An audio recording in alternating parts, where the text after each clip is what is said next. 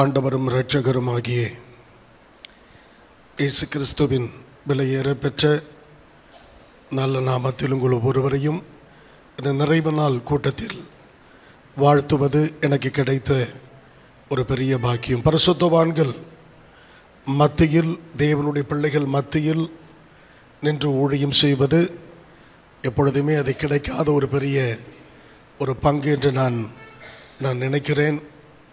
இந்த 3 நாட்களும் ஆண்டவர் இரக்கமாய் நம் மத்தியில் இறங்கி வந்து நம்மோடு இடைப்பட்டபடியினால் கரங்களை உயர்த்தி எல்லா ஆண்டவருக்கு நன்றி செலுத்துங்க. 40 நாட்கள் நீங்கள் உபவாசித்திருக்கிறீர்கள். 40 நாட்கள் இந்த ஆலயத்தில் ஜெபம் நடைபெற்று கொண்டே இருந்திருக்கிறது.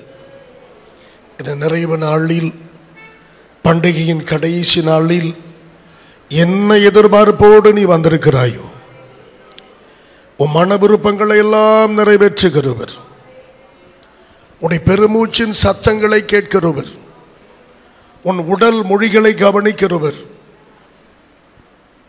தேவ சமூகத்துக்கு ஒரு மகள் வந்து வெறும் உதடுகள் தான் அசைந்தது என்று வேதம் சொல்லுகிறது. அந்த உதடு அசைவையும் கூட ஜெபமாய் ஏற்றுக்கொண்டு அந்த மகளை கர்த்தர் ஆசீர்வதித்தார். Tonight is a very special day. God is going to bless you. God is going to wipe away tears. உன் கண்ணீரை எல்லாம் ஆண்டவர் துடைக்க போகிறார். நீ சந்திக்கிற போராட்டம் எல்லாம் இன்னைக்கு முடிவுக்கு வரும். தேவ பிரசன்னத்திலிருந்து அவருடைய ஊழியக்காரனாய் உங்களுக்கு நான் வாக்கு கொடுக்கிறேன். இந்த இரவு நீ ஆளை தூட்டி வெளியே போறப்போ முழுமையான விடுதலையோடு தான் நீ கடந்து போவாய். கரங்களை தட்டி அப்பாவுக்கு நன்றி செலுத்துங்க.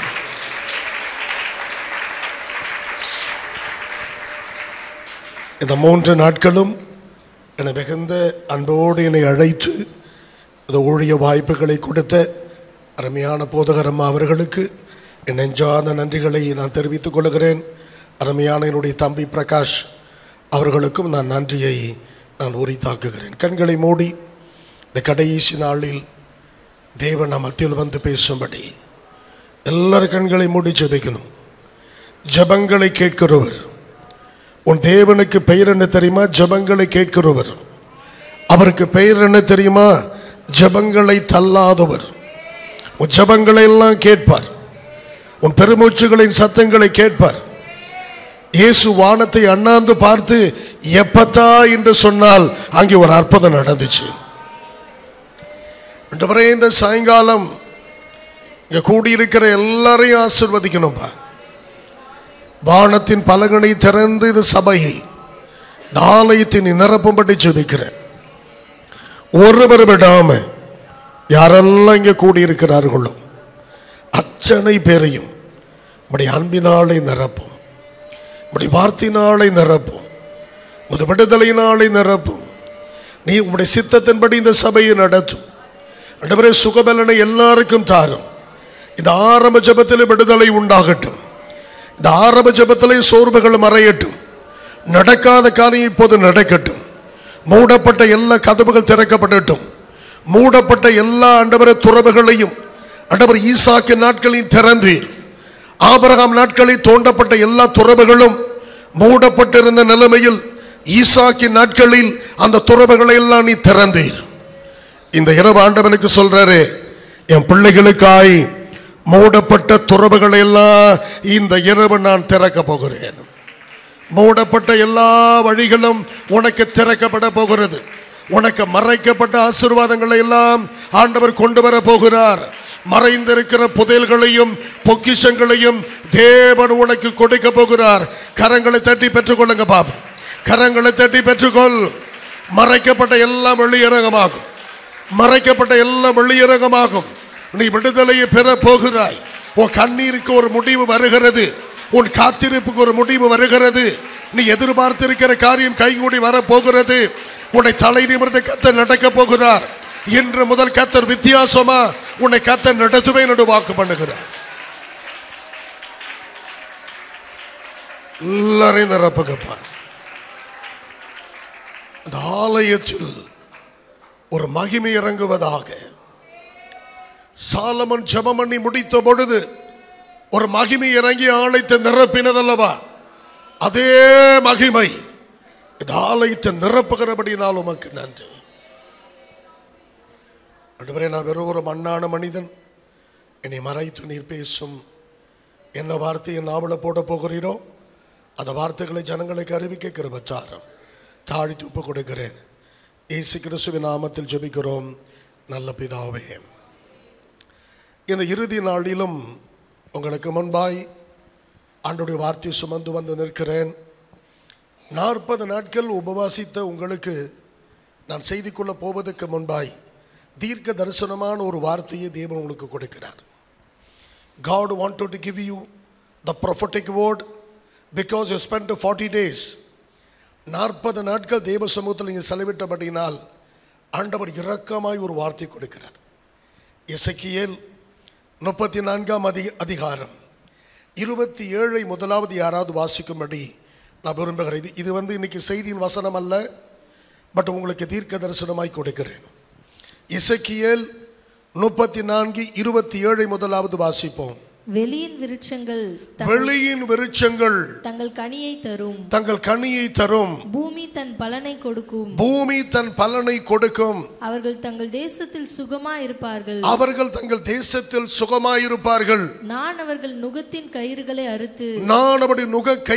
அறுத்து அவர்களை அடிமை கொண்டவர்களின் கைக்கு அவர்களை அடிமை கொண்டவர்களை கைகளுக்கு நீங்களாக்கி விடுவிக்கும் பொழுது நான் கர்த்தர் என்று என் ஜனங்கள் அறிந்து கொள்வார்கள். முந்தின வசனத்தை வாசிங்க. நான் அவர்களையும் என் மேட்டின் சுற்றுப்புறங்களையும் ஆசீர்வாதமாக்கி ஏற்ற காலத்தில் மழையை பெய்ய பண்ணுவேன். ஆசீர்வாதமான மழை பெய்யும். கைத்தட்டி இந்த வார்த்தைகளை நீங்க இருதயத்தில் எல்லாவற்றையும் சுமந்து கொள்ளுங்க.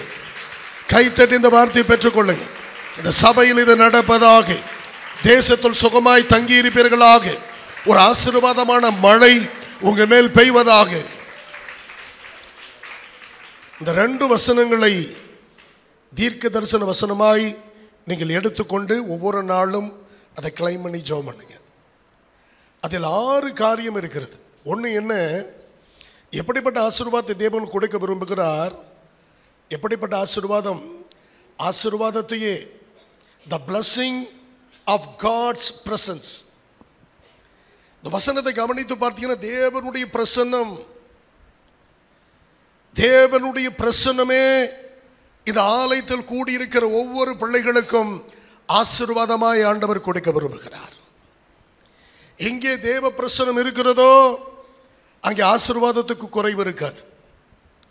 கித்தியனாகி ஓபேத் ஏதோம் ஆண்டவருடைய பெட்டியை தன் வீட்டில் ஏற்றுக்கொண்ட பொழுது வசனம் சொல்லுகிறது, 3 மாத காலம் கர்த்தர் அவனையும் அவன் வீட்டார் அனைவரையும் ஆசீர்வதித்தார். கர்த்தர் ஆசீர்வதித்தார் என்கிற செய்தி கேள்விப்பட்ட பொழுது தாவீது வேகமாய் வந்து பெட்டியை எடுத்துக்கொண்டு தாவீது நகரத்துக்கு போனான் என்று வேதம் பதிவு செய்கிறது. எங்கே தேவ பிரசன்னம் இருக்கிறதோ அங்கே ஆசீர்வாதத்துக்கு குறைவே இருக்காது. இன்னைக்கு ஆண்டவர் வாக்கு கொடுக்கிற இந்த 40 நாட்கள் உபவாசத்துக்கு பிற்பாடு இந்த ஆலயத்தில் இதுவரைக்கும் இல்லாத விதத்தில் தேவ பிரசன்னத்தை அதிகமாய் உணர்கிற காலத்துக்குள் இந்த சபையை கர்த்தர் நடத்த விரும்புகிறார். The blessing of God's presence. இரண்டாவது என்ன ஆண்டவர் சொல்லுகிறார்? The blessing of the showers of blessing. There shall be a showers of blessing. ஆசீர்வாதமான மழை. இன்னைக்கு 3 நாட்களை மழை பெய்துகிட்டே இருக்கு. நமக்கு அதனுடைய வேல்யூ தெரியறதில்லை. ஆனால் மிடில் ஈஸ்டில் இந்த மழையை செயற்கையாய் உருவாக்குவதற்கு, இந்த மழையை செயற்கையாக உருவாக்க வேண்டும் என்று சொல்லி அதற்குரிய ஆயத்தங்களை செய்தார்கள். 1 வருடத்துக்கு 3 முறை மழை பெய்வதற்கு சில்வர் அயோடைடு ஒரு கெமிக்கல், ட்ரை ஐஸ், இதை 2ஐயும் சேர்த்து தான் மேகத்துக்கு மேலே அதை கொட்டணும். கிளவுட் சீடிங்னு பேர் இதுக்கு, ஆர்டிஃபிஷியல் ரெயின். அதை மேலே போய் கொட்டுவதற்கு 1 கிராம் $5. டன்னு கணக்கில் கொட்டணும் மேலே. அந்த மேகத்தின் மேல் கொட்டினா தான் செயற்கை மழை வரும். ஒரு வருஷத்துக்கு 3 முறை தான் மழை பெய்ய வைக்க முடியும். எவ்வளோ செலவாகும் தெரியுமா? $1.5 பில்லியன். ஒரு வருஷத்துக்கு ஒரு செயற்கை மழையை உருவாக்க வேண்டும் என்று சொன்னால் அந்த நாடு மிகப்பெரிய வளர்ந்த நாடாக இருந்தால் தான் செயற்கை மழையை உருவாக்க முடியும். சங்கீதம் 68:9 சொல்லுகிறது, அவர் சம்பூரண மழையை பெய்ய பண்ணுகிற ஆண்டவர். மத்தேயு 5:45 சொல்லுகிறது, நல்லவர் மேலும் தீயோர் மேலும் மழையை வருஷிக்க பண்ணுகிற ஆண்டவர்.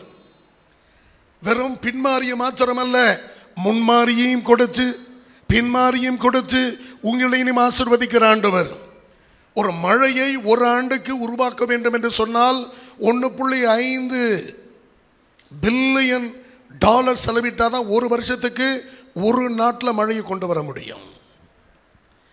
ஆண்டவர் இறக்கமா இந்த ஒரே ஒரு டிப்ரெஷனில், ஒரே ஒரு சைக்ளோனில் முழு தமிழகத்துக்கும் ஆண்டவர் மழையை ஊற்றி இருக்கிறார். ஆமென் சொல்லுங்க பாப்போம். ஆண்டவருடைய இரக்கம் அதுதான். ஆகவே ஆண்டவர் என்ன செய்ய போகிறார்? இந்த அருமையான ஆலயத்தில் ஆசீர்வாதத்தையே மழையாக தேவன் ஊற்றப் போகிறார். கைத்தட்டி பெற்றுக்கொள்ளுங்க பாப்போம். ஆசீர்வாதமே மழையாய், ஆசீர்வாதமே மழையாய். ஆண்டவருடைய இருதயம் அப்படிதான். நீ ஆயுசை கேட்டால், நல்லா கவனிங்க, நீ ஆயுசை கேட்டால் அவர் தீர்க்காயுசை கொடுப்பார். ஆண்டவருடைய இருதயம். சாலமன் கேட்கிற, ஆண்டவரே எனக்கு ஞானத்தை தாரும், சிறு பிள்ளையா இருக்கிற இந்த ஜனங்களை வழிநடத்தி எனக்கு ஞானத்தை தாரும். அவன் கேட்ட பொழுது வேதம் சொல்லுகிறது, கேட்ட செல்வத்தையும் கொடுத்தார், கேட்ட ஞானத்தையும் கொடுத்தார், கேட்காத செல்வத்தையும் கனத்தையும் அவனுக்கு ஆண்டவர் கொடுத்தார். ஆண்டவருடைய இருதயம் அப்படிதான். நீங்க 10 ரூபாய் கேட்டீங்கன்னா ஆண்டவர்கிட்ட உன் கையில் ஒரு 1000 ரூபாய் திணிப்பார். Because his heart is so generous. ஆண்டவருடைய இருதயம் அவ்வளவு விசாலமான இருதயம்.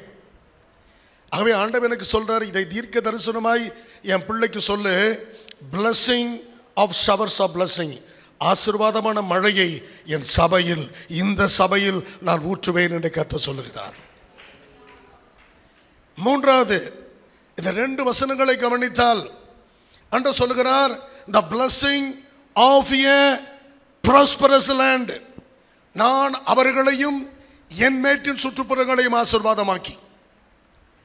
அப்ப ஆண்டவர் இந்த இடத்தை, இந்த ஆலயம் அமைந்திருக்கிற இடத்தை, உன் வீடு இருக்கிற இடத்தை, நீ எங்க வாசம் பண்ணுகிற அந்த இடத்தை God wanted to bless you. அந்த இடத்தை ப்ராஸ்பரஸா கர்த்தர் மாற்ற போகிறார். கைத்தட்டி பெற்றுக்கொண்டு பார்ப்போம். ஒரு செழிப்போடு உன் வீட்டில், ஒரு செழிப்போடு உன் வீட்டை ஆசீர்வாதத்தோடு தேவன் நடத்த போகிறார். எப்படிப்பட்ட ஆசீர்வாதம்? The blessing of fruitfulness. வெளியின் விருட்சங்கள் கனியை தரும், வெளியின் விருட்சங்கள் கனியை தரும், பூமி தன் பலனை கொடுக்கும். 27வது வசனம். அப்ப ஆண்டவர் சொல்லுகிறார், நான் யாத்திராகமம் 23:25, உன் தேவனாகிய கர்த்தரையே நீ சேவிக்க கடவாய், அவர் உன் அப்பத்தையும் தண்ணீரையும் ஆசீர்வதிப்பார், வியாதியை உன்னை விட்டு விலக்குவார், கர்ப்பம் விழுகிறதும் மலடும் உன் தேசத்தில் இருப்பதில்லை, அவர் உன் ஆயுசு நாட்களை பெருக பண்ணுவார். கர்ப்பம் விழுகிறதும் மலடும் தேசத்தில் இருப்பதில்லை. fruitfulness, கனி கொடுப்பதை தேவன் விரும்புகிறார். கனி உள்ள வாழ்க்கையை தேவன் விரும்புகிறார். மல்கியா 2:15 வாசித்து பாருங்கள். ஏன் உங்களை எண்ணி ஒரு குடும்பமாய் கர்த்தர் வைத்திருக்கிறார், ஒரு தேவ சந்ததியை பூமியில கொண்டு வர வேண்டும் என்பதற்காகவே இந்த திருமணம் என்கிற பந்தத்தை ஆண்டவர் இணைத்து வைத்திருக்கிறார். ஆகவே ஆண்டவர் சொல்லுகிற 4வது blessing என்ன? blessing of fruitfulness, கனி உள்ள ஒரு வாழ்க்கையை. நீ மிகுந்த கனிகளை கொடுப்பதினால் பிதா மகிமை அடைவார்.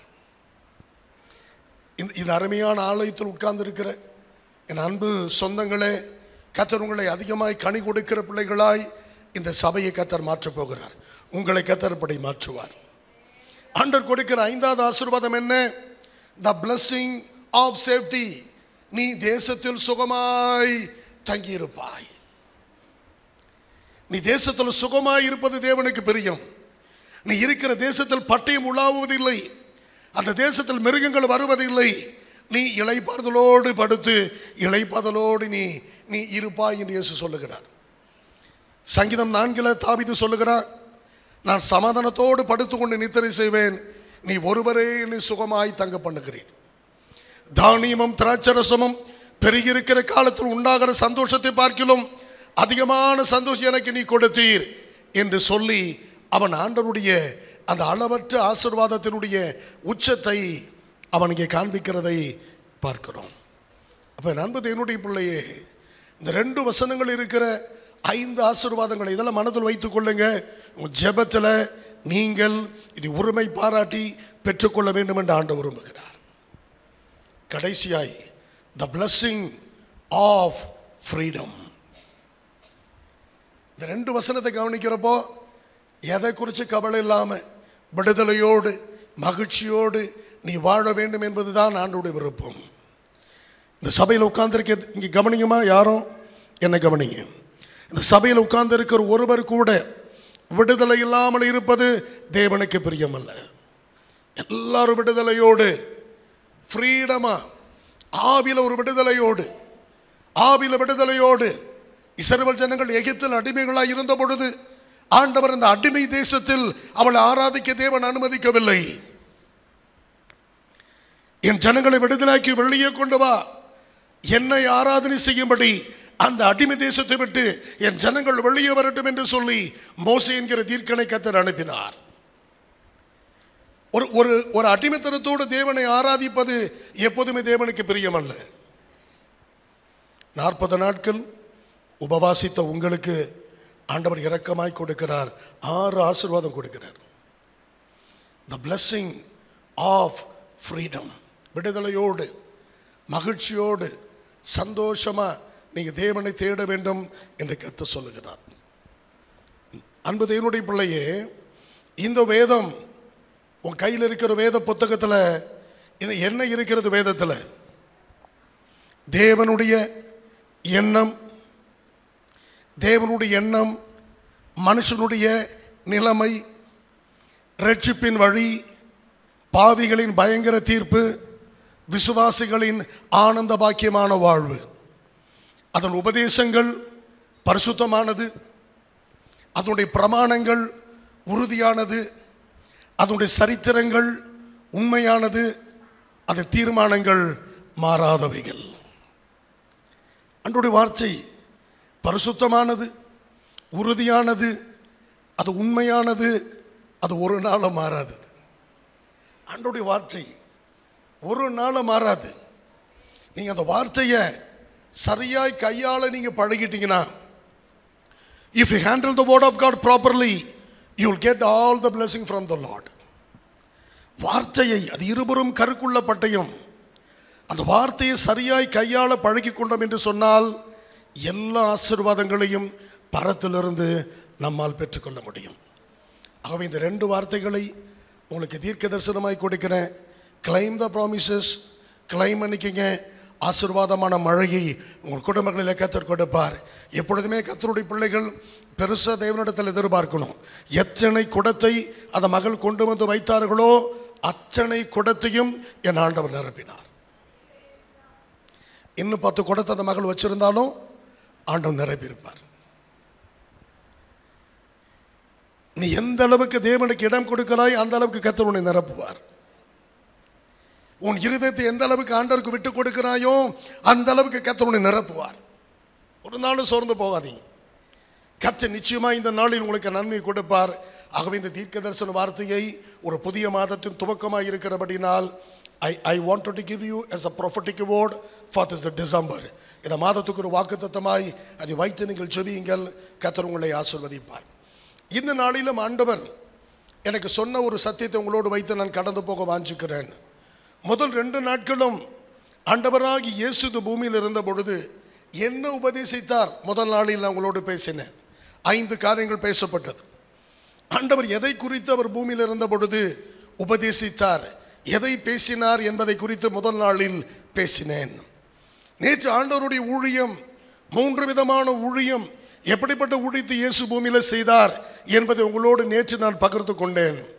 இன்னைக்கு ஆண்டவர் எனக்கு சொல்ற ஒரு வார்த்தை என்ன, ஆதி திருச்சபையில், முதல் நூற்றாண்டின் திருச்சபையில் நடைபெற்ற காரியங்களை என் பிள்ளைகளுக்கு நீ காண்பித்து என் பிள்ளைகளை ஜெபத்தில் நடத்த வேண்டும் என்று இயேசு எனக்கு உரைக்கிறார்.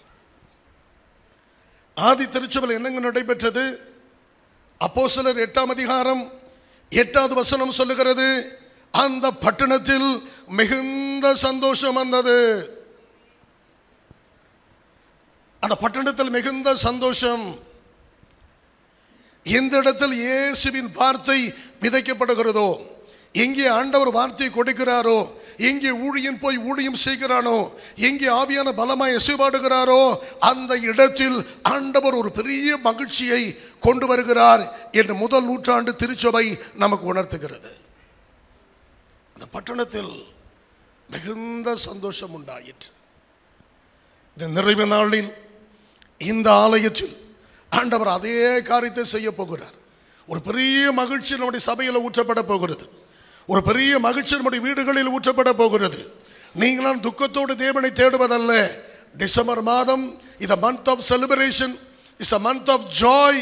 ஆகவே இந்த மாதத்தில் மகிழ்ச்சியோடு கர்த்தரை தேட வேண்டும் என்று சொல்லி தேவன் விரும்புகிறார். அப்போஸ்தலர் 2ஆம் அதிகாரம் கடைசி 2 வசனங்களை கூட நீங்க வாசிக்கும்படி நான் விரும்புகிறேன். அப்போஸ்தலர் 2ஆம் அதிகாரம் 46 மற்றும் 47வது வசனங்களை வாசிக்க கேட்போம். அவர்கள் ஒருமனப்பட்டவர்களாய் தேவாலயத்திலே அனுதினமும் தரித்திருந்து வீடுகள் தோறும் அப்பம் பிட்டு மகிழ்ச்சியோடும் கபடமில்லாத இருதயத்தோடும் போஜனம் பண்ணி தேவனை துதித்து ஜனங்கள் எல்லாரிடத்திலும் தயவு பெற்றிருந்தார்கள். ரட்சிக்கப்படுகிற ஜனங்களை கர்த்தர் அனுதினமும் சபையில் சேர்த்து கொண்டு வந்தார். முதல் நூற்றாண்டின் திருச்சபை எப்படி இருந்ததுன்னு பாருங்க. எல்லா ஜனங்களும் தேவாலயத்தில் தரித்திருந்து அப்படின்னா தேவாலயத்தில் வந்துட்டு ஓடுறது இல்லை, தேவாலயத்தில் தரித்திருந்து. மீண்டும் அந்த வசனத்தை வாசிங்க. 46வது வசனம். அவர்கள் ஒருமனப்பட்டவர்களாய் தேவாலயத்திலே அனுதினமும் தரித்திருந்து. தேவாலயத்தில் என்னைக்காவது ஒரு நாள் அப்படின்னு எழுதப்படல, அனுதினமும் டெய்லி தேவாலயத்தில் தரித்திருந்து. வாசிங்கம்மா. வீடுகள் தோறும் அப்பம் பிட்டு மகிழ்ச்சியோடும் கபடமில்லாத இருதயத்தோடும் போஜனம் பண்ணி தேவனை துதித்து ஜனங்கள் எல்லாரிடத்திலும் தயவு பெற்றிருந்தார்கள். What is Joy!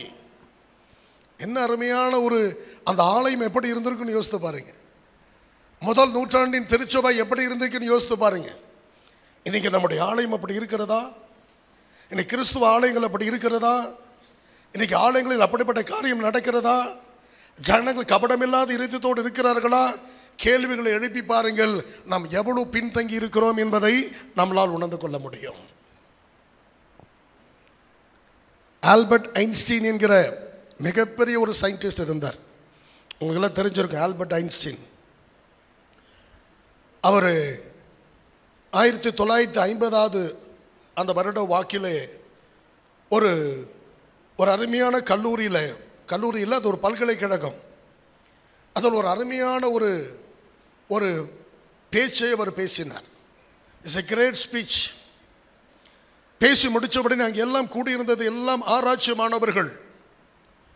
எல்லா ஆராய்ச்சி மாணவர்கள் கூடியிருந்து அவர் பேசுகிற பேச்சை கேட்டுக்கொண்டே இருந்தார்கள். எப்படியெல்லாம் என்னென்னலாம் கண்டுபிடிக்கப்பட்டது என்பதையெல்லாம் மிக அழகாய் ஆல்பர்ட் ஐன்ஸ்டீன் பேசிக்கொண்டிருந்தார். பேசி முடித்த உடனே அங்கிருந்த ஒரு ஆராய்ச்சி மாணவி எழுந்து நின்று, ஐயா, நீங்கள் பேசி முடித்த பிற்பாடு இந்த உலகத்தில் இன்னும் எதையாவது ஆராய்ச்சி செய்ய வேண்டி இருக்கிறதா? எதையாவது நம்ம ஆராய்ச்சி செய்யணுமா? நீங்கள் பேசுறது பிற்பாடு அப்படி ஒரு எண்ணம் எனக்கு தோன்றுகிறது. இன்னும் ஏதாவது ஆராய்ச்சி செய்ய வேண்டி இருக்கிறதா? எல்லாம் கண்டுபிடிக்கப்பட்டாயிற்று. முக்கியமான காரியம் எல்லாம் வெளிப்படுத்தப்பட்டு விட்டது, எல்லாவற்றையும் கண்டுபிடிச்சிட்டீங்க, இனிமேலும் ஏதாவது புதிதாய் ஆராய்ச்சி செய்ய வேண்டியது இருக்கிறதா என்ற ஒரு ஆராய்ச்சி மாணவி அவரை பார்த்து கேள்விகள் எழுப்பினார். அப்ப ஆல்பர்ட் ஐன்ஸ்டீன் சொன்னாரு, எஸ், என்ன ஆராய்ச்சி செய்ய வேண்டியது இருக்கிறது. You have to talk about, நீங்க இன்னும் ஜெபத்தை குறித்து ஆராய்ச்சி செய்யுங்க, தேவனை குறித்து இன்னும் நீங்கள் ஆராய்ச்சி செய்யுங்க. அதில் இன்னும் நான் ஒரு துளியை கூட நாம் இன்னும் தொடல, ஏகப்பட்ட காரியம் அதில் இருக்கிறது. ஜெபத்தையும் அந்த ஜெபத்தை கற்றுக் கொடுத்த தேவாதி தேவனின் குறித்து நீங்கள் ஆராய்ச்சி செய்யுங்கள் என்று ஆல்பர்ட் ஐன்ஸ்டீன் பேசினார். இன்னைக்கு சபையில் நீங்கள் நானும் தொட்டு இருக்கிற ஆவிக்குரிய அனுபவம் வெறும் ஒரு புள்ளி தான். ஆதி திருச்சபையில் செய்யப்பட்ட அற்புதங்களை இன்னைக்கு சபைகள், இந்த கடைசி கால சபைகள் பார்க்க வேண்டும் என்பது என்னுடைய விருப்பமும் மாத்திரமல்ல, ஆண்டவருடைய விருப்பமாக இருக்கிறது. சபையில் ஆண்டவர் அப்படிப்பட்ட காரியத்தை ஊற்றும்படி விரும்புகிறார். இந்த வசனத்தை கவனிங்களேன். ஜனங்கள் எல்லாரும் ஒருமனப்பட்டவர்களாய். யார் அந்த ஜனங்கள்? ஒரு கேள்வி எழுப்பிக்கலாம். இந்த முதல் நூற்றாண்டில் முதல் சபையில் இருந்த கூடிய அந்த ஜனங்கள் எல்லாரும் ஒருமனப்பட்டவர்களாய் தேவாலயத்தில் தரித்திருந்து, அனுதினமும் தரித்திருந்து, வீடுகள் தோறும் அப்பம் பிட்டு மகிழ்ச்சியோடு கபடமில்லாத இருதயத்தோடு தேவனை துதித்து எல்லா ஜனங்கள் கண்களிலும் தயவு பெற்றிருந்தார்களே, அந்த ஜனம் யார் என்கிற கேள்வி உங்களுக்கு முன்பாக நான் வைக்க விரும்புகிறேன். அப்போஸ்தலர் 2ஆம் அதிகாரம் 37வது வசனத்தை இப்போது யாராவது வாசிங்க. இதை அவர்கள் கேட்டபொழுது இருதயத்திலே குத்தப்பட்டவர்களாய் பேதுருவையும் மற்ற அப்போஸ்தலர்களையும் பார்த்து, சகோதரரே நாங்கள் என்ன செய்ய வேண்டும் என்று அவர்கள் கேட்டார்கள். நல்ல கவனிங்க.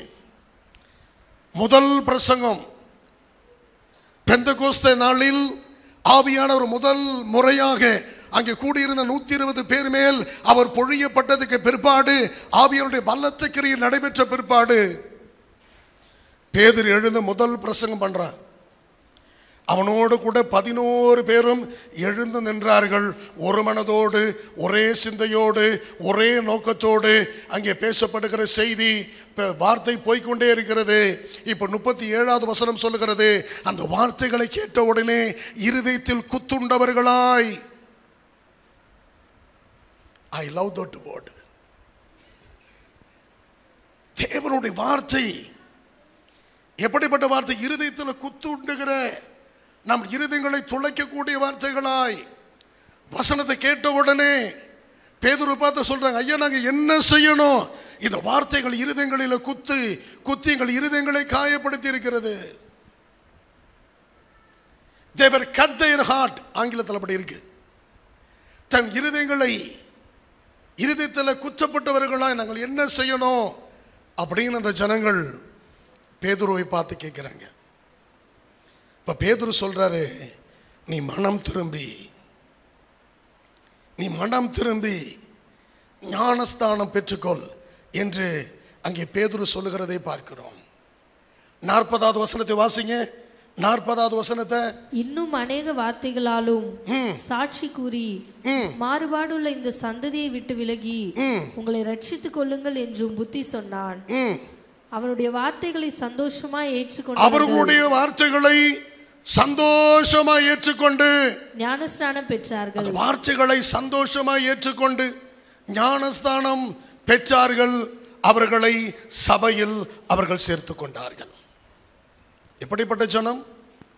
ஆண்டவருடைய வார்த்தை இருதயத்தில் குத்தப்பட்ட உடனே இருதயத்தில் வந்து அந்த வார்த்தை குத்துகிறது. த கன்விக்ஷன் ஆஃப் சின், பாவ உணர்வடைந்து. ஒரு அருமையான தேவ மனிதனை குறித்து நான் வாசித்துக் கொண்டிருந்த சார்ல்ஸ் என்கிற ஒரு தேவ ஊழியனை குறித்து நான் வாசித்துக் கொண்டே இருந்தேன். அந்த நாட்களில் ரொம்ப வல்லமையாய் தேவனால் பயன்படுத்தப்பட்ட ஒரு தேவ மனிதர். அவரோடு ஒரு 5 நிமிடமாவது பேச முடியாதா என்று பத்திரிகை நண்பர்கள் எல்லாம் காத்துக்கிட்டே இருப்பாங்களாம். தேவனால் வல்லமையாய் பயன்படுத்தப்பட்ட ஒரு மனிதன். ஒரு கூட்டம் முடிந்து அவர் ட்ரெயினில் புறப்பட்டு போகிற ஒரு சூழல். சில நிருபர்கள் அவரோடு ட்ரெயினில் ஏறிட்டாங்க. எங்கேயாவது ஒரு வாய்ப்பு கிடைக்கும், இந்த தேவ மனிதரோடு நாம் பேசணும், இந்த தேவ மனிதரோடு பேசி நாம் ஜெபித்துக் கொள்ள வேண்டும் என்று சொல்லி அவரும் ட்ரெயினில் ஏறி உட்காந்துட்டாங்க. எப்போ நேரம் கிடைக்கும் எல்லாரும் அந்த அந்த ஊழியனுடைய முகத்தையே பார்த்து கொண்டிருக்கிறார்கள். ஆனால் இந்த மனிதனோ தன் கையில் இருக்கிற வேதத்தை திறந்து வாசித்து கொண்டே இருக்கிறார். ட்ரெயின் போயிட்டே இருக்கு, வேதத்தை திறந்து வாசித்து கொண்டே இருக்கிறார். நேரம் எப்போ பைபிளை வைப்பார் பேசலான்னு காத்துக்கிட்டே இருக்கிறாங்க. ஆனால் பைபிளை வைக்கிற மாதிரி இல்லை, வாசித்து கொண்டே இருக்கிறார். சில மணி நேரம் வேதத்தை தொடர்ந்து வாசித்து கொண்டே இருக்கிறார். அந்த ட்ரெயின் போய் ஒரு குக் கிராமத்தில் ஒரு சின்ன ஸ்டாப்பிங்கில் அந்த ட்ரெயின் நிற்குது. அந்த ட்ரெயின் நின்ற அந்த ஊருடைய பேர் அவுட்டன். அவுட்டன் இடத்துல போய் நிற்குது.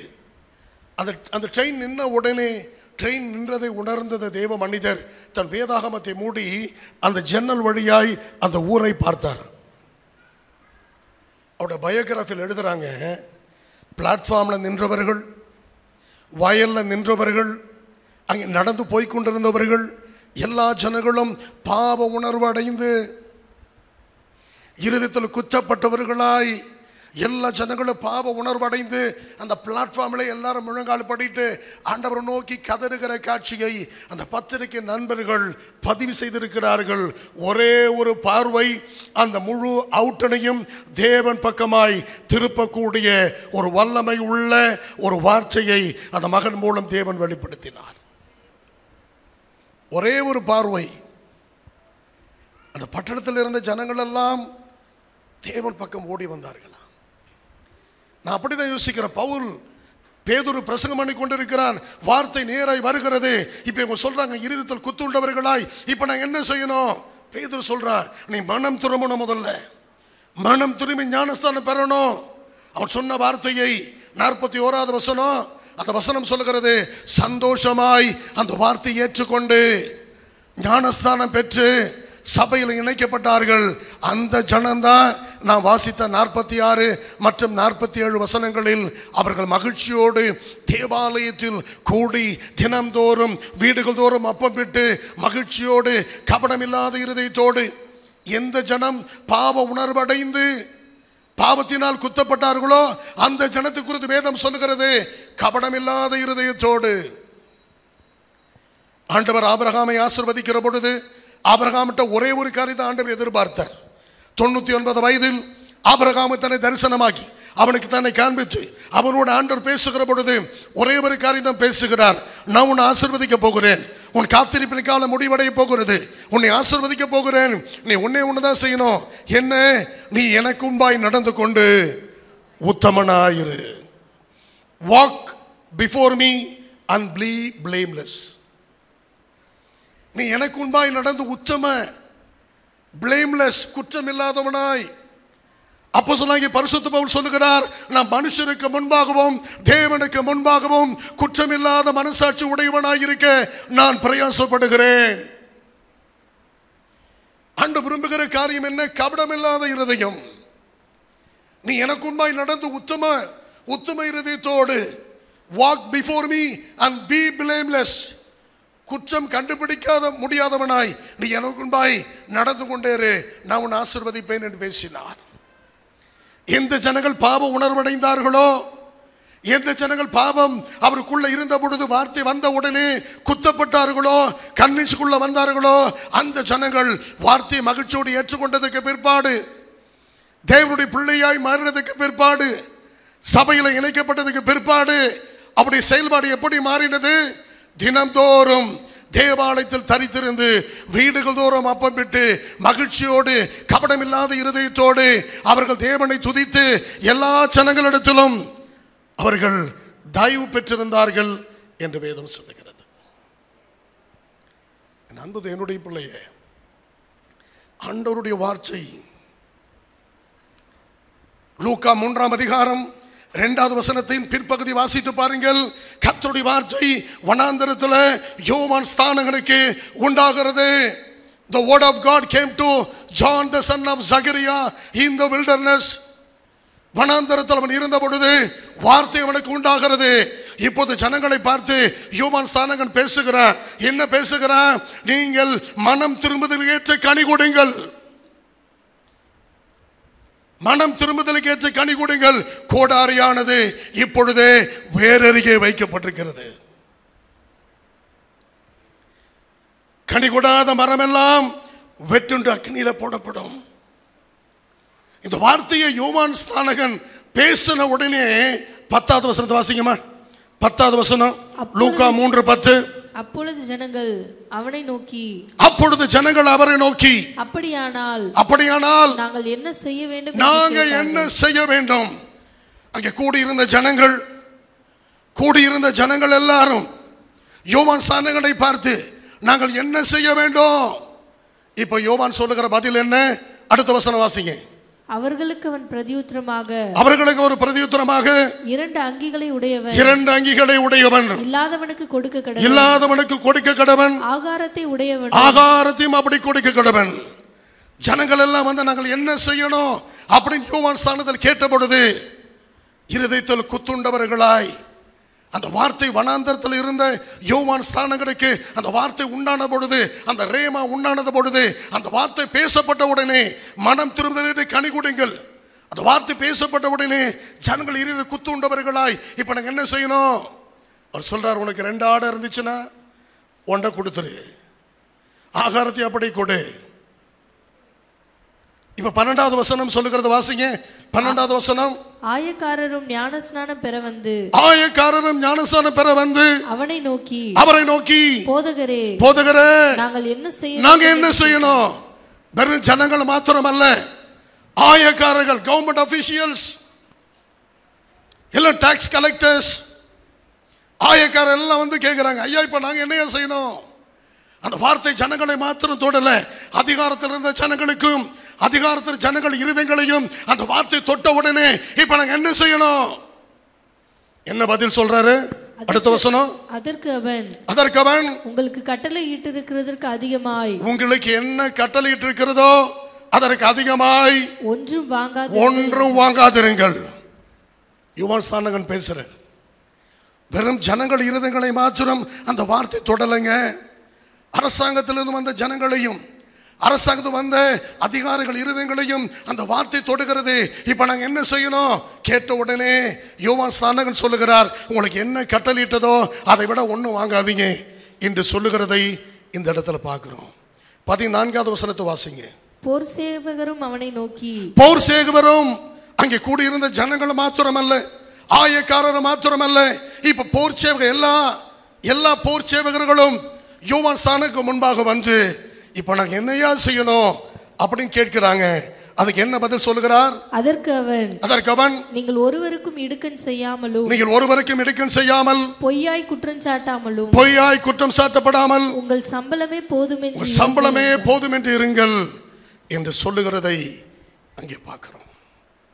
The word of God, வார்த்தை வனாந்தரத்தில் இருந்த யோவான் ஸ்நானகனுக்கு வார்த்தை வந்த உடனே, அந்த வார்த்தை சொல்லப்பட்ட உடனே ஜனங்கள் இருதயம் குத்துண்டவர்களாய் அவரிடத்தில் ஓடி வந்தார்கள். எல்லா ஆயக்காரரும் இருதயத்தில் குத்துண்டவர்களாய் அவன் சமூகத்துக்கு ஓடி வந்தார்கள். எல்லா போர் சேவகர்களும் இருதயத்தில் குத்துண்டவர்களாய் ஓடி வந்து நாங்கள் என்ன செய்யணும் அப்படின்னு கேட்கிறதை இந்த பகுதி நமக்கு சொல்லுகிறது. இனி வரக்கூடிய காலம் தீர்க்க தரிசனமாய் பேசுகிறேன். இந்த பலிபீடத்திலிருந்து யார் பேசுகிறார்களோ, இந்த பலிபீடத்தின் வார்த்தைகள் வருகிற பொழுது அந்த வார்த்தையை உங்கள் இருதயங்களை கொத்தக்கூடிய வார்த்தைகளாய், அந்த வார்த்தையை உங்கள் இருதயங்களை துளைக்கக்கூடிய வார்த்தைகளாய், உங்களுக்குள்ள ஒரு மாற்றத்தை கொண்டு வரக்கூடிய வார்த்தைகளாய், அந்த வார்த்தை உன்னோடு பேசுகிற வார்த்தைகளாய், உன்னை தேவனுக்கு பிரியமான மகனாய் மகளாய் மாற்றக்கூடிய வார்த்தைகளாய் அந்த வார்த்தை வரும் என்று இயேசு உங்களுக்கு வாக்கு கொடுக்கிறார். அன்பு தேவனுடைய பிள்ளையே, அப்போஸ்தலர் 9ஆம் அதிகாரம் 6வது வசனத்தை கவனித்து பாருங்கள். பவுலுடைய வாழ்க்கையில அவன் போய்கொண்டிருந்த பொழுது தேவன் அவனை சந்திக்கிறார். கீழே விழுகிறான், கண்ணு தெரியாம போது. இப்ப அவன் சொல்லுகிற வார்த்தை என்ன? ஆண்டவரே நான் என்ன செய்ய? அந்த வசனத்தை வாசிங்கம்மா. அவன் நடுங்கி திகைத்து ஆண்டவரே நான் என்ன செய்ய சித்தமாயிருக்கிறீர்? அதற்கு கர்த்தர் நீ எழுந்து பட்டணத்துக்குள்ளே போ, நீ செய்ய வேண்டியது அங்கே உனக்கு சொல்லப்படும் என்றார். ஆண்டவருடைய ஆவியானவர் ஏன் இதை நம்மோடு பேசுகிறார் அப்படின்னா, இந்த வேர்ட் வார்த்தை நமக்கு நேராய் வருகிற பொழுது இயேசு என்ன ஊழியம் செய்தாரோ அதே ஊழியத்தை தான் அவருக்கு பின்பாக வந்த சீஷர்கள் செய்கிறார்கள். அதை தான் இங்கே ஆவியானவர் வலியுறுத்த விரும்புகிறார். இயேசு இந்த பூமி விட்டு பரமேறி போவதற்கு முன்பாய் ஆண்டவர் 3 கட்டளை கொடுத்தார். மத்தேயு 4:19. முதல் கட்டளை என்ன? முதல் கட்டளை, எனக்கு பின்னே வாருங்கள், உங்களை மனுஷரை பிடிக்கிறவராய் மாற்றுவேன். ஆண்டவர் சொன்ன முதல் கட்டளை, ஃபர்ஸ்ட் கமாண்ட் ஆஃப் ஜீசஸ், எனக்கு பின்னே வாருங்கள், உங்களை மனுஷரை பிடிக்கிறவராய் மாற்றுவேன் என்று இயேசு பேசினார். மத்தேயு 28:19 சொல்லுகிறது, ஆண்டவர் சொல்றார், நீ உலகம் முழுவதும் போய் எல்லா ஜனங்களையும் சீஷராக்கி பிதா குமாரன் பரிசுத்தாவின் நாமத்தில் அவர்களுக்கெல்லாம் ஞானஸ்தானம் கொடுத்து அவர்களெல்லாம் நீ என்னுடைய பிள்ளையா மாற்றணும் என்கிற ஒரு அதிகாரத்தை அவளுக்கு கொடுக்கிறதை பார்க்கிறோம். ஆண்டவருடைய பெரிய கட்டளை, இஸ் a great command, இல்லைன்னா கிரேட் கமிஷன். மத்தேயு 28:19-20 அதை ஆண்டவர் பேசுகிறார். ஆண்டவருடைய பெரிய கட்டளை. ஆண்டவருடைய கடைசி கட்டளை என்ன தெரியுமா? என்ன கடைசி கட்டளை? அப்போஸ்தலர் 1 நீங்க 8வது வசனத்தை வாசித்தால், பரிசுத்த ஆவி உங்களிடத்தில் வருகிற பொழுது நீங்கள் பலனடைந்து எருசலேம் முழுவதும் யூதேயா பூமியினுடைய எல்லா பகுதியிலும் எனக்கு நீங்கள் சாட்சிகளாய் இருப்பீர்கள் என்று இயேசு சொன்னார். You are my witness. எனக்கு பின்னே வாருங்கள், உங்களை நான் மனுஷனை பிடிக்கிறவரை மாற்றுவேன். 2வது, உலகம் முழுவதும் போங்க. there is no boundary. எங்க வேணா போங்க, போய் எல்லாரையும் சீஷராக்குங்கள் என்று ஆண்டவர் கட்டளை கொடுத்தார். 3வது கட்டளை, நீங்கள் உலகம் முழுவதும் எனக்கு சாட்சிகளாய் இருப்பீர்கள். இன்னைக்கு ஏன் இந்த சத்தியம் சபைக்கு பேசப்படுகிறது? இன்னைக்கு ஆண்டவர் கொடுத்த இந்த கட்டளைகளை விட்டு இன்னைக்கு சபைகள் எல்லாம் விலகி நிற்கிறது. எதையோ பிடித்துக்கொண்டு சபைகள் ஓடிக்கொண்டிருக்கிறார்கள். தங்கள் மனசுக்கு பட்டதையெல்லாம் சத்தியம் என்று பேசிக் கொண்டிருக்கிறார்கள். அன்பு தேவனுடைய பிள்ளையே, எந்த ஜனத்துடைய இருதயம் குத்தப்பட்டதோ அந்த ஜனங்கள் மகிழ்ச்சியோடு வார்த்தையை ஏற்றுக்கொண்டார்கள். அந்த மகிழ்ச்சியோடு வார்த்தைகளை ஏற்றுக்கொண்ட ஜனங்கள் செய்த காரியத்தை சொல்லி நான் உங்களை ஜெபத்தை நடத்த போறேன். 42வது வசனத்தை வாசிக்க பார்ப்போம். 42 அப்போஸ்தலர் 2:42. அவர்கள் அப்போஸ்தலருடைய உபதேசத்திலும். என்ன இவ்வளவு நேரம் ஆயிடுச்சு நீங்க எடுக்கிறதுக்கு? You have to take very fast. அவர்கள் அப்போஸ்தலர் உபதேசத்திலும் அந்யோன்யத்திலும் அப்பம் பிட்குதலிலும் ஜெபம் பண்ணுதலிலும் உறுதியாய் தரித்திருந்தார்கள். அப்போஸ்தலர் உபதேசம் என்று எழுதப்பட்ட, நல்ல கவனிங்க தேவ பிள்ளையே, ஆலயத்தில் உட்கார்ந்து பேசாதீங்க. தேவன் தம்முடைய பரிசுத்த ஆலயத்தில் இருக்கிறார். You honour God.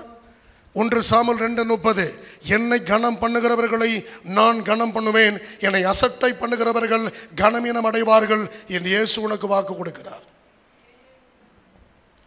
If come to church, ஆலயத்துக்குள்ள வந்துட்டோம் அப்படின்னா ஆண்டவருடைய சமூகத்தில் வேறு எதையும் பார்க்கக்கூடாது. ஆண்டவர் என்ன பேசுவார், எப்போ உன்னை உயிர்ப்பிக்கக்கூடிய வார்த்தை வரும், எப்போ ரேமா வரும், உன் இருதயத்தை தொலைக்கக்கூடிய வார்த்தை, உன் இருதயத்தை குத்தக்கூடிய வார்த்தை எப்பொழுது வரும் உனக்கு தெரியாது. You have to pay attention. ஆண்டவர் சொல்றாரு, என் ஜனம் எனக்கு செவி கொடுத்து, என் ஜனம் என் வார்த்தையை கவனித்தால் நலமாயிருக்கும். எஸ்யா 48:18, என் ஜனம் எனக்கு என் வார்த்தை கவனித்தால் நலமாயிருக்கும், அப்பொழுது சமாதானம் நதியை போலவும் நீதி சமுத்திரத்தின் அலைகளைப் போல எழும்பும். உபாகம் 5:29, நீங்களும் உங்கள் பிள்ளைகளும் என்னாலும் நன்றாயிருக்கும்படி நீ என்னாலும் எனக்கு பயந்து என் கற்பனைகளை கை கொள்வதற்கேற்ற ஒரு இருதயம் உனக்கு இருந்தால் நலமாயிருக்கும். வார்த்தை கவனிக்கணும், வார்த்தை கை கொள்ளணும். சங்கீதம் 81:13 சொல்லுகிறது, என் ஜனம் எனக்கு செவி கொடுத்து இஸ்ரவேல் என் பாதையில் நடந்தால் நலமாயிருக்கும். வார்த்தை கவனிக்கணும். சபையில் உட்கார்ந்து தேவ பிள்ளையே வார்த்தை கவனிக்கணும், வார்த்தை கை கொள்ளணும். அந்த வார்த்தை காண்பிக்கிற பாதையில் நீ நடக்க ஆரம்பிச்சா வேதம் தெளிவாய் சொல்லுகிறது, உத்தம மார்க்கத்தார், வேதத்தின்படி நடக்கிற உத்தம மார்க்கத்தார் பாக்கியவான்கள். ஏன் நம்முடைய வாழ்க்கையில் ஆசீர்வாத குறைவு? இந்த வேதத்தை இன்னும் சரியாய் நாம் கையாளவில்லை. இந்த வசனத்துக்கு நாம் இன்னும் சரியாய் கீழ்ப்படியவில்லை. ஆண்டவர் சொன்ன உபதேசத்தில் இன்னும் நாம் நிலைத்து இருக்கவில்லை. என் உபதேசத்தினால் நீ பரிசுத்தமாயிருக்கிறாய் என்று இயேசு சொல்லுகிறார். அப்ப அப்போஸ்தலர் உபதேசம் அப்படின்னா என்னங்க? ஆதி திருச்சபையில் எதை அவர்கள் பிரசங்கம் பண்ணினார்கள்? எதை பிரசங்கம் பண்ணினார்கள்? அப்போஸ்தலர் உபதேசம் என்று எழுதப்பட்டிருக்கிறது. அப்போஸ்தலர் உபதேசம் என்பது ஒரு 4 காரியத்தை உள்ளடங்கி இருக்கு. வேகமாக உங்களுக்கு சொல்றேன். அப்போஸ்தலர் உபதேசம் என்பது கிரைஸ்ட் சென்டர்ட், இயேசுவை மையப்படுத்திய பிரசங்கங்கள்.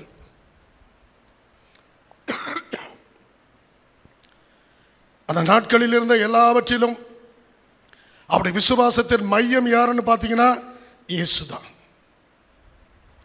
இயேசுவை மையப்படுத்திய முதல் நூற்றாண்டு திருச்சபை. பேசுகிற எல்லாவற்றிலும் இயேசுதான் மையம். Jesus is the center figure for every conversation. Jesus is the center figure for every sermon. பேசப்படுகிற எல்லா செய்தி, பேசப்படுகிற எல்லா வார்த்தையின் நடுவாக இருப்பது என்ன அப்படின்னா இயேசு என்பதை நீங்கள் நானும் மறக்கக்கூடாது. அப்போஸ்தலர் உபதேசம் என்பது இயேசு கிறிஸ்துவை மையப்படுத்திய ஒரு ஊழியம். அப்போஸ்தலர் உபதேசம் என்பது பழைய ஏற்பாட்டு சத்தியங்களையும் இயேசு பேசின வார்த்தைகளையும் அடிப்படையாய் கொண்டு அவர் செய்த ஊழியம். Rooted in the Old Testament scripture, rooted in the Old Testament scripture and the teaching of Jesus. இயேசு பேசிய வார்த்தைகளையும் பழைய ஏற்பாட்டு சத்தியங்கள், தாவீது பேசிய வார்த்தைகள். நீங்கள் அப்போஸ்தலர் 2ஆம் அதிகாரம் பேதுரு பேசிய இந்த நீண்ட பிரசங்கத்தை உற்று கவனித்து பாருங்கள். தாவீது பேசின பல வார்த்தைகளை அங்கே பேதுரு கோட் பண்ணிட்டே இருக்கிறதை பார்க்க முடியும். பழைய ஏற்பாட்டு யோவேல் மூலம் உரைக்கப்பட்ட தீர்க்க தரிசனத்தை அவன் சொல்லுகிறதை அந்த பிரசங்கத்தில் பார்க்க முடியும். பழைய ஏற்பாட்டு சத்தியங்களையும் இயேசு பேசின வார்த்தைகளையும் ஒருமித்து கை கொள்ளுகிற ஒரு காரியம்தான் அப்போஸ்தலர் உபதேசம். அப்போஸ்தலர் உபதேசம் என்னங்க? பரிசுத்த ஆவியின் வழிகாட்டுதலோடு செய்யப்படுகிற ஊழியம். Empowered by the holy spirit. பரிசுத்த ஆவியானவருடைய அசைவாடுதல். வேதத்தை எடுத்து வாசித்து பாருங்கள். பவுல் எருசலேமுக்கு போகணும்னு நினைத்த பொழுது ஆவியானவரால் தடை செய்யப்பட்டான். ஊழியத்துக்கு போகிறப்போ ஆவியானவர் போகும்படி சில தருணம் அவர் ஏவினார், சில தருணம் போகாதபடி பரிசுத்தாவியானவர் தடை பண்ணினார் என்று பார்க்கிறோம். அப்ப பரிசுத்த ஆவியானுடைய நிறைவோடு, பரிசுத்த ஆவியின் அபிஷேகத்தோடு, பரிசுத்தாவின் வழிகாட்டுதலோடு செய்யப்படுகிற உபதேசங்கள், செய்யப்படுகிற ஊழியங்கள் தான் அப்போஸ்தலர் உபதேசம் என்பதை நீங்கள் மனதில் கொள்ள வேண்டும். 4வது, அப்போஸ்தலர் உபதேசம் என்பது is a mission oriented. That means spreading gospel.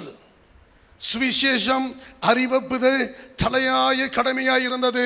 ரட்சிக்கப்படுகிறவர்களை அனுதினமும் சபையில் சேர்த்து கொண்டு வந்தார்கள். ஸ்ப்ரெடிங் காஸ்பல் ரொம்ப முக்கியம்.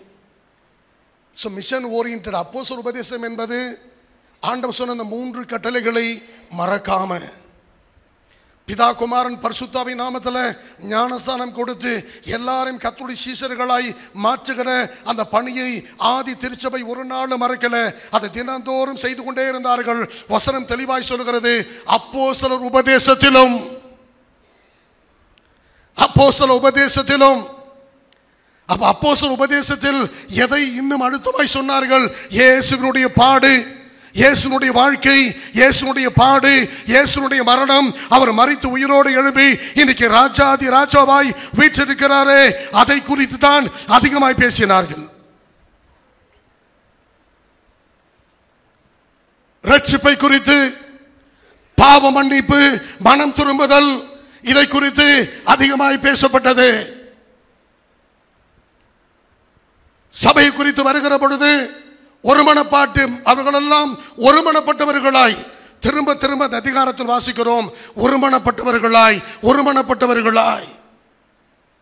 அப்போஸ்தலர் 2:1-2 வாசித்து பாருங்கள். அவர்கள் எல்லாம் ஒருமனப்பட்டு ஒரு இடத்துக்கு கூடி வந்திருந்தார்கள். In one accord. அப்ப சபை என்று வருகிற பொழுது யூனிட்டி, பரிசுத்தமான வாழ்க்கை, இதையெல்லாம் உள்ளடக்கியதுதான் அப்போஸ்தலர் உபதேசம். அவர்கள் அப்போஸ்தலர் உபதேசத்திலும் இயேசுவை மையப்படுத்தி, இயேசுவை பிரதானப்படுத்தி, இயேசுடைய பாடுகளை, இயேசுவினுடைய மரணங்களை, அவர் உயிரோடு எழும்பி இன்னைக்கும் ராஜாதி ராஜாவை வீற்றிருக்கிறதை எல்லாம் தன் சுவிசேஷத்திலே, தன்னுடைய வார்த்தைகளிலே ஜனங்களுக்கு அறிவித்த பொழுது பல அற்புதம் நடந்தது. வேதம் பதிவு செய்கிறது, பிலிப்பு என்கிற மனிதன் போய் அந்த பட்டணத்துக்கு கிறிஸ்துவை குறித்து பிரசங்கித்தான். இயேசுனுடைய பாடுகளை குறித்து பிரசங்கித்தான்.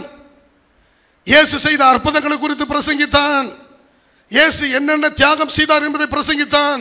இன்னைக்கு இயேசு எப்படி பரலோகத்தில் வீற்றிருக்கிறார் என்பதை பிரசங்கித்தான். அந்த பகுதி சொல்லுகிறது, அப்போஸ்தலர் 8:8 அந்த பட்டணத்தில் மிகுந்த சந்தோஷம் வந்தது. என்ன காரணம்? அநேகருக்குள்ள இருந்த அசுத்த ஆவிகள் எல்லாம் புறப்பட்டு சத்தம் போட்டு வெளியேறினது. திமிர்வாதம் விலகிச்சு, ஜனங்களாம் விடுதலை பெற்றார்கள். அந்த பட்டணத்தில் மிகுந்த சந்தோஷம் வந்தாயிற்று. ஏன் இன்னைக்கு அற்புதம் நடக்கல? அப்போஸ்தல உபதேசம் இன்னைக்கு சபைகளில் பேசப்படுவது குறைந்திருக்கிறது. இயேசு கிறிஸ்து மையப்படுத்தி பேசுகிற வார்த்தை இன்னைக்கு சபைகளில் குறைந்திருக்கிறது. இயேசுவை மையப்படுத்தி அப்போஸ்தல உபதேசத்திலும் இரண்டாவது அந்நியோன்யம், இரண்டாவது என்ன? ஃபெலோஷிப், ஒரு ஐக்கியம். சபையில் இன்னைக்கு நூற்றுக்கணக்கான பிள்ளைகள் உட்கார்ந்து இருக்கீங்க. உங்களுக்குள்ள ஒரு ஐக்கியத்தை தேவன் விரும்புகிறார். ஒருவருக்காய் ஒருவர் பாரத்தை ஒருவர் சுமந்து, ஒருவரை ஒரு அன்பினாலே தாங்கி, தினந்தோறும் இந்த சபையில் இருக்கிற ஒவ்வொரு விசுவாசிகளும் ஒருவருக்கு ஒருவர் ஊக்கமாய் ஜெபிக்கும்படி, அருமையாய் இந்த ஊழியத்தை நடத்துகிற அருமையான அம்மாவுக்காய் பாரத்தோடு ஜெபிக்கும்படி, ஊழியர்களுக்கு ஜெபிக்கும்படி, ஒருவருக்காய் ஒருவர் ஜெபிக்க வேண்டும் என்பதை ஆதி திருச்சபையின் சத்தியம் உங்களுக்கு எனக்கும் சொல்லிக் கொடுத்து கொண்டிருக்கிறது. அந்யோன்ய ஐக்கியம், ஃபெலோஷிப், அந்யோன்ய ஐக்கியம். மூன்றாவது அப்பம் பிட்குதலிலும், பிரேக்கிங் பிரெட். வீடுகள் தோறும் கூடி, மாசத்துக்கு ஒரு நாள் அல்ல. இன்னைக்கு நம்ம மாசத்துக்கு ஒரு நாள் தான் எடுக்கிறோம் இல்லை? ஆனால் ஆதி திருச்சபையில் தினந்தோறும் வீடுகள் தோறும் கூடி அப்பம் பிட்டார்கள் என்று வாசிக்கிறோம். நான்காவது, ஜெபத்தில் உறுதியாய் தரித்திருந்தார்கள். ஜெபம், ஆதி திருச்சபையில் ஜெபம் மிக மிக முக்கியமான ஒரு இடத்தில் இருந்தது. ஊக்கமாய் ஜெபித்தார்கள், போராடி ஜெபித்தார்கள். பவுல் எழுதுகிறார் எப்பாப்பெரா தீத்துவை குறித்து, நான் ஜெபத்தில் போராடுவதை போல இந்த எப்பாப்பெரா தீத்துவும் என்னை போலவே ஜெபத்தில் போராடி ஜெபிக்கிறவனாய் இருக்கிறான் என்று அவர் சாட்சி கொடுக்கிறார். இன்னைக்கு எப்படிப்பட்ட ஜெப வாழ்க்கைக்குள்ள நீங்கள் நானும் இருக்கிறோம்? அன்பு தேவனுடைய பிள்ளையே, அப்போஸ்தல உபதேசத்திலும், அந்நியோன்யத்திலும், அப்பம் பிட்குதலிலும், ஜெபத்திலும் உறுதியாய் தரித்திருந்தார்கள். இப்ப நடைபெற்ற காரியம் என்ன? அப்போஸ்தலரை கொண்டு பலத்த அற்புதங்களை ஆண்டவர் செய்தார் என்று வசனம் சொல்லுகிறது. God confirmed his word. God did unusual miracle. அற்புதம் நடைபெற்றுக் கொண்டே இருந்தது. ஆதி திருச்சபையில் அற்புதம் part and parcel of the ministry. ஊழியத்தில் அற்புதம் அடையாளம் நடந்து கொண்டே இருந்தது. போகிற பட்டணம் எல்லாம் கலிகூறுதல் வந்து கொண்டே இருந்தது. போகிற எல்லாம் ஜனங்கள் விடுதலை பெற்றார்கள். பிசாசின் பிடியில் இருக்கிற ஜனங்கள் விடுதலை பெற்றார்கள். பலத்த அற்புதம் நடந்து கொண்டே இருந்தது. ஜனங்கள் சபையில் தினந்தோறும் சபையில் சேர்த்துக் கொள்ளப்பட்டார்கள். ஏன் இந்த பாரமான செய்தி கொடுக்கிறார்? நீங்க இந்த ஆலயத்தில் அற்புதங்கள் அடையாளங்கள் நடக்க வேண்டும் என்று சொல்லி நீங்கள் உறுதியாய் ஜெபிக்க வேண்டும். நம்முடைய ஒவ்வொரு குடும்பங்களிலும் ஒவ்வொரு நாளும் அற்புத அடையாளம் நடந்து கொண்டே இருக்க வேண்டும். ஜெபத்தில் உறுதியா இருக்கணும். நீங்க நான் அந்த 4 காரியத்தை மறக்கக்கூடாது. அப்போஸ்தல உபதேசம், அந்நியோன்யம், ஒரு நாளும் நமக்குள்ள கசப்பு வரக்கூடாது. ஒரு நாள் நமக்குள்ள என்ன மன்னிக்க முடியாத காரியம் இருக்கக்கூடாது. நமக்குள்ள கசப்பு ஒரு நாள் இருக்கக்கூடாது. எல்லாரையும் நேசித்து இதை நம்முடைய ஆலயத்திற்காக, ஆலயத்திற்கிற ஒவ்வொரு குடும்பங்களுக்காய் நீ நினைவுபடுத்தி என்ன செய்யணும்? நீ ஜெபிக்கிற மகளாக இருக்கணும். கொரோனா நாட்களில் 3 நபர்களை வைத்து ஒரு சின்ன ஜெபத்தை ஆன்லைனில் தொடங்கினோம். இன்னைக்கு கிட்டத்தட்ட 4.25 வருஷம் ஆயிடுச்சு. 4.25 வருஷம் ஆயிடுச்சு. 5வது வருஷத்தை நோக்கி போய்கிட்டு இருக்கிறோம். தினம்தோறும் காலையில் 5:45 மணிக்கு ஒரு கூட்டம் நடைபெறும். 1 மணி நேரம் 1.25 மணி நேரம் தினம்தோறும் உலகம் முழுவதிலும் இருந்து ஜனங்கள் இணைகிறார்கள். இன்னைக்கு கிட்டத்தட்ட கணக்கு வைத்து பார்த்தீங்கன்னா ஒரு 350-400 குடும்பங்கள் இந்த கூட்டத்தில் பங்கெடுக்கிறார்கள். 5 வருடம் 3 நபரை வச்சு தான் தொடங்கினோம். தினந்தோறும் ஆண்டவர் ஒரு 5 பேர், தினந்தோறும் 6 பேர், தினந்தோறும் 10 பேர் அதில் இணைந்து கொண்டே இருக்கிறார்கள். அந்த ஐக்கியத்தை கர்த்தர் பெருக்கிக் கொண்டே இருக்கிறார். ஜெபம் நடந்து கொண்டே இருக்கிறது. அதிகாலையில் ஜெபம், இரவு ஜெபம் தினந்தோறும் நடைபெறுகிறது. தினந்தோறும் ஜனங்கள் ஓடி வருகிறார்கள். தினந்தோறும் கர்த்தர் விடுதலை கொடுக்கிறார். தினந்தோறும் வார்த்தை வருகிறது. ஒவ்வொரு மாதம் கடைசி நாளில் அவர் சொல்லுகிற சாட்சிகளை நீங்க கேட்பீர் என்று சொன்னால் ஒரு 30-35 சாட்சிகளை ஆண்டு எழுப்பி கொடுப்பார். சாட்சிகளை கொடுத்து கொண்டே இருப்பார்கள். தேவனுடைய நாமம் மகிமைப்பட்டுக் கொண்டே இருக்கிறது. தினம்தோறும் டெய்லி. என் அன்பு தேவனுடைய பிள்ளையே, இன்னைக்கு ஆண்டவருடைய இருதயத்தை நீங்க நான் புரிந்து கொள்ளும்படிதான் ஆண்டவர் இதெல்லாம் பேசுகிறார். இப்போ வேகமா போறேன். ஒரு 4 கருத்தை நினைவுபடுத்துகிறேன். இந்த ஆதி திருச்சபையில் இந்த ஜனங்கள் தேவாலயத்தில் கூடி ஆண்டு தினமும் மகிழ்ச்சியோடு கபடமில்லாத இருதயத்தோடு சந்தோஷமாய் தேவனை துதித்த அந்த ஜனம் எப்படிப்பட்ட ஜனம்? தேவனுடைய வார்த்தையினால் குத்தப்பட்ட ஜனம், ஆண்டுடைய வார்த்தையை மகிழ்ச்சியோடு ஏற்றுக்கொண்ட ஜனம், தேவனுடைய சத்தத்தை கீழ்ப்படிந்து ஞானஸ்தானத்துக்கு ஒப்பு கொடுத்து சத்தியத்துக்குள்ள வந்த ஜனம். அந்த ஜனம் இப்ப மகிழ்ச்சியோடு இருக்கிறார்கள். அந்த ஜனத்தினுடைய நாட்களில் தேவன் நினைப்பூட்டுகிற சிலவற்றை உங்களுக்கு வேகமாக வைக்கிற ஒன்று, அவர்களுக்குள்ள ஒரே நோக்கம் இருந்தது, யுனைடெட் பர்பஸ். அப்ப ஞாயிற்றுக்கிழமை இந்த ஆலயத்துக்குள்ள நீ உள்ளே வருகிற போது எந்த மனநிலையோடு வரணும்? ஒரே நோக்கம். உள்ளே வருகிற எல்லாரோடைய ஆண்டவர் பேசணும். என் ஆண்டவர் எல்லாரோடும் பேசணும். இந்த காலை ஞாயிறுல எல்லாரோடும் நீ பேசணும். உள்ள வர்றப்போ எல்லாரும் ஜெபத்தோடையே உள்ள வந்து ஜெபத்தோட உட்கார்ந்து ஆண்டவர் எங்களோடு பேசணும். நீ எல்லாரும் உள்ள வந்து உட்கார்ந்து பார், கர்த்தர் உன்னோடு பேசுவார். எல்லா ஜனங்களும் ஒரே நோக்கம் தான், யுனைடெட் பர்பஸ். எல்லாருக்கும் என்ன நோக்கம்? தினந்தோறும் ரட்சிக்கப்படுகிறவர்களை சபையில சேர்த்து கொள்ள வேண்டும் என்கிற நோக்கத்தோடு ஒரே சிந்தையோடு எல்லாரும் ஊழியம் செய்தார்கள். அப்போஸ்தலர் 8ஆம் அதிகாரம் 1வது வசனத்தை வாசித்து பாருங்கள். 1வது வசனத்தை வாசித்தீங்கன்னா அதுல ஒரு மிகப்பெரிய உபத்திரம் வருகிறது. அப்போஸ்தலர்கள் எல்லாம் எருசலேமில் தங்கி விடுகிறார்கள். விசுவாசிகள் எல்லாம் சிதறடிக்கப்படுகிறார்கள். விசுவாசிகள் எல்லாம் சிதறடிக்கப்படுகிறார்கள். வேதவசனம் சொல்லுகிறது, சிதறடிக்கப்பட்ட விசுவாசிகள் எல்லாம் எங்கெல்லாம் சிதறடிக்கப்பட்டார்களோ அங்கெல்லாம் அவள் பிரசங்கம் பண்ணினார்கள். அப்போஸ்தலர்கள் எல்லாம் எருசலேமில் தங்கிட்டாங்க. ஆனா விசுவாசிகள் எல்லாரும் சிதறடிக்கப்பட்டாங்க. அந்த உபத்திரவ காலத்தில் எல்லாரும் பல பாகங்களுக்கு அவள் பிரிந்து ஓடுகிற சூழல் வந்தது. எங்கெல்லாம் போனார்களோ அங்கெல்லாம் அவர்கள் பிரசங்கம் பண்ணினார்கள் என்று வசனம் சொல்லுகிறது.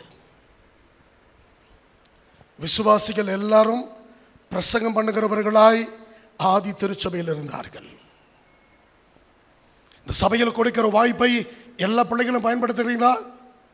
ஜபத்துக்கு ஓடி வருகிறீர்களா? தேவனை ஆராதிக்க நேரம் கொடுக்கிறீங்களா? ஜபத்துக்கு வந்து ஜபத்தை நடத்துறீங்களா? அவையில் உங்களுக்கு சொல்லுகிறார், கிடைக்கிற வாய்ப்பை எல்லாம் பயன்படுத்தி தேவனுடைய நாமத்தை உயர்த்தி இருக்கும்படி இந்த சபையில் இருக்கிற ஒவ்வொரு பிள்ளைகளுக்கும் ஆண்டவர் பாரத்தை வைக்கிறார்.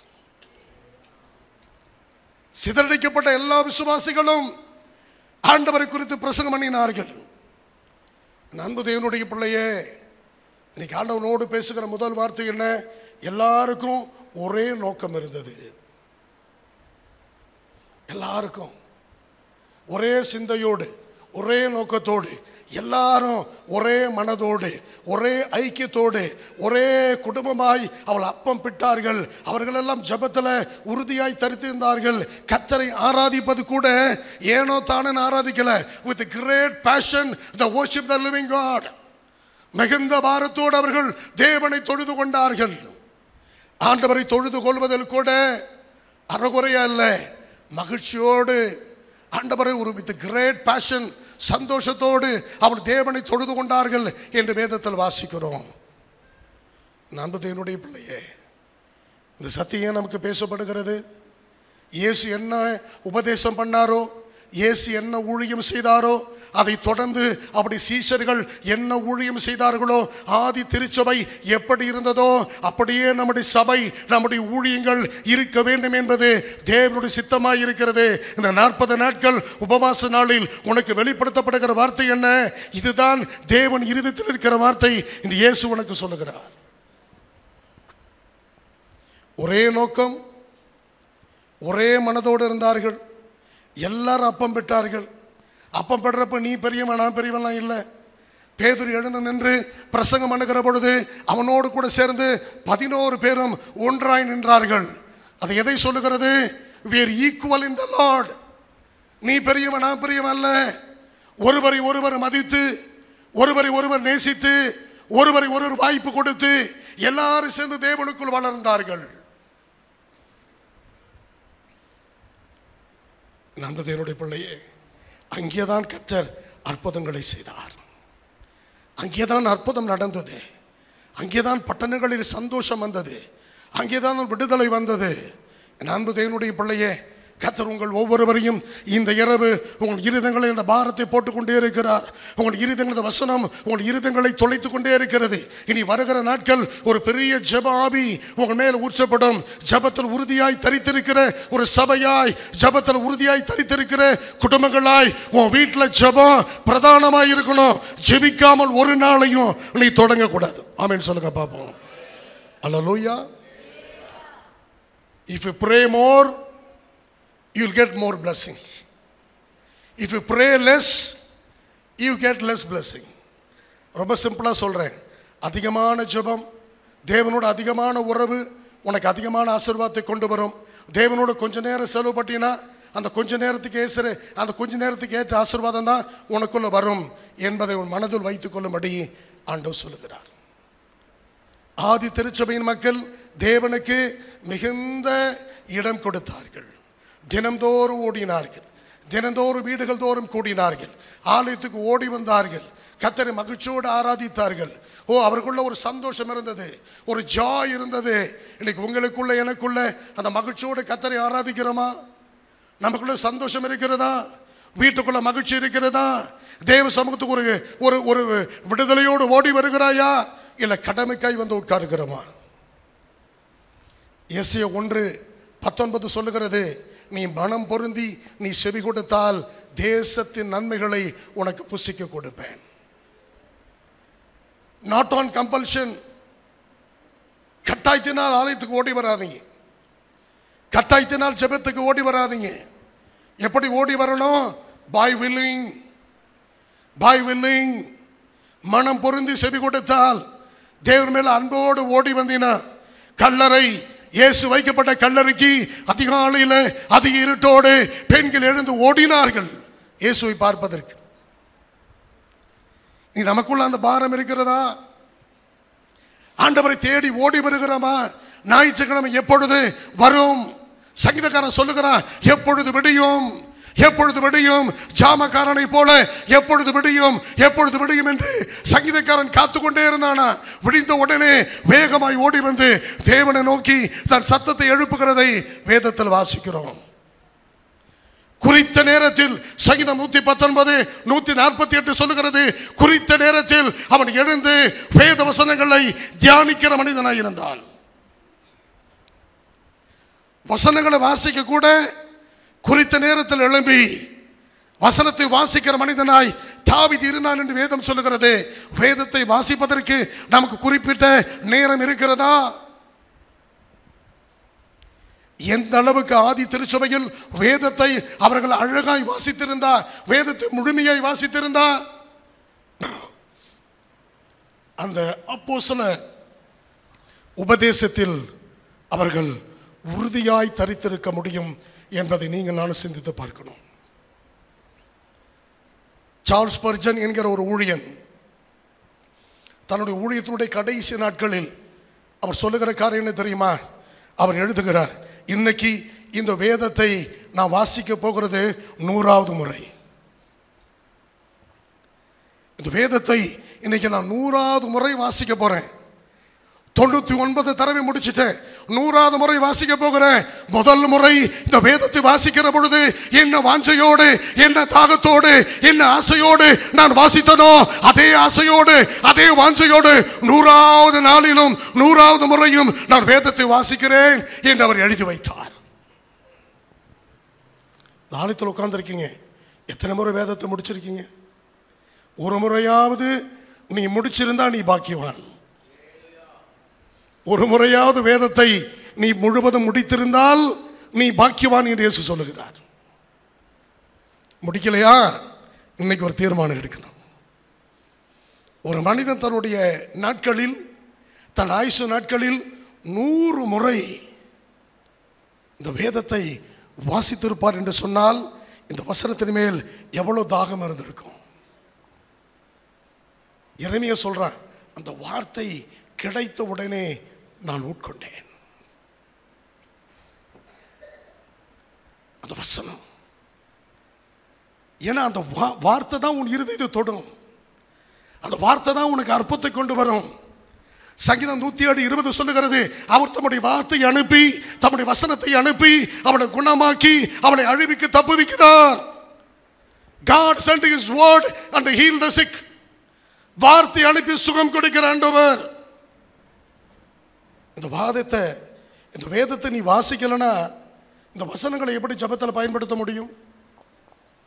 நீதிமொழிகள் 8:17 சில வசனங்களை வீட்டில் போய் பொறுமையை வாசிங்க.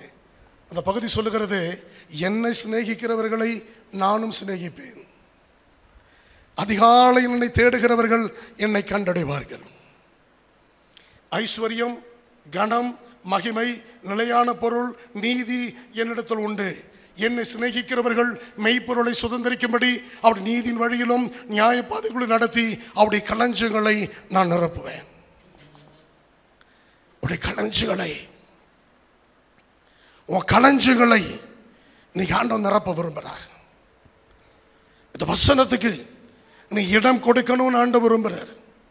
உன் இருதயங்களை தொட்ட வார்த்தை அந்த ஜனங்கள் இருதயத்தில் குத்தப்பட்ட உடனே என்ன செய்யணும்னு கேட்டு கீழ்ப்படிந்து அந்த சத்தியத்துக்கு உட்படுத்தின உடனே மகிழ்ச்சியோடு வார்த்தைகளை ஏற்றுக்கொண்டார்கள். அப்போஸ்தலர் 17:11 சொல்லுகிறது, அந்த பட்டணத்தார் மனோவாஞ்சையாய் வசனத்தை ஏற்றுக்கொண்டு காரியம் இப்படி இருக்கிறதா என்று சொல்லி தினம்தோறும் வேத வசனங்களை ஆராய்ந்து பார்த்தபடியினால் தெசலோனிக்கில் உள்ள சகல ஜனங்களை பார்க்கிலும் நற்குணசாலிகளாய் இருந்தார்கள்.